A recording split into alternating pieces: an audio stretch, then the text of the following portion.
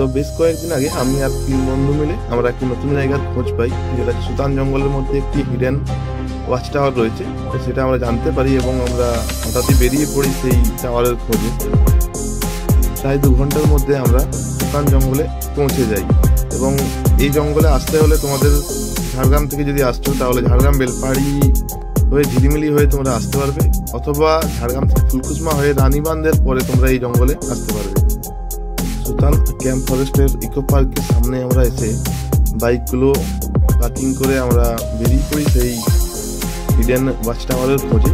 সবচেয়ে বড় ব্যাপার হচ্ছে এই টাওয়ারটির কোনো গুগল ম্যাপে লোকেশন অ্যাড করা নেই। তো আমরা প্রায় 2-2.5 ঘন্টা ধরে জঙ্গলের মধ্যে পাহাড়ের উপরে উঠে এই টাওয়ারটি খুঁজে গেছি।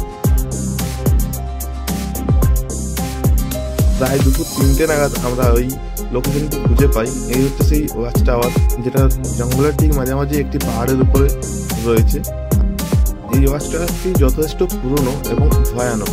এটি যতটা ভয়ানক তেমনি এর উপর থেকে এর ভিউটা ততটাই সুন্দর।